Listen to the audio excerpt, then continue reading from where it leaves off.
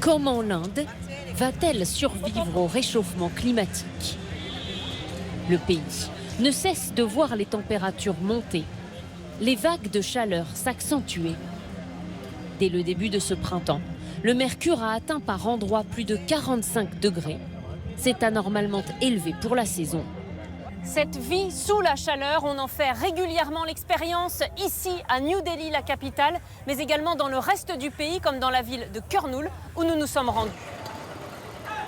Dans le sud du pays, cette ville de 750 000 habitants est l'une des premières à avoir battu les records de chaleur cette année. 45,9 degrés en plein avril. Et ces fortes chaleurs, elles se ressentent dès le début de la journée, car en ce moment, même la nuit, les températures ne descendent jamais sous les 30 degrés. On sent que le soleil s'abat sur nous comme un manteau de plomb. Ici, tout le monde cherche un petit coin d'ombre ou d'air climatisé. Alors, sur les grands axes, aux principaux carrefours de la ville, les autorités ont fait installer ces abris de fortune.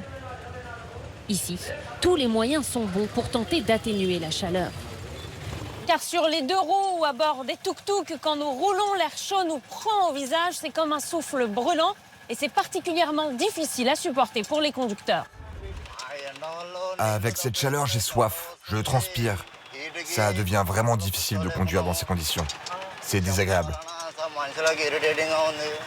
Dans cet hôpital, comme dans toutes les grandes villes indiennes touchées par la canicule, les services des urgences accueillent des personnes malades de la chaleur. Ce médecin recense en ce moment jusqu'à 10 patients dans ce cas chaque jour. Ces patients nous disent avoir la bouche sèche. Leur peau aussi est sèche et ils transpirent beaucoup. Nous prenons leur température et nous voyons s'il s'agit ou non d'un coup de chaleur. Ces épisodes caniculaires sont-ils réellement inhabituels pour la saison? En Inde, les mois qui précèdent l'été ont toujours été les plus chauds. Pour ce cabinet d'analyse du climat, pas de doute. Ce qui rend la situation anormale, c'est l'ampleur de ces vagues de chaleur. Dans le passé, les vagues de chaleur touchaient 1 ou 2 États dans le pays.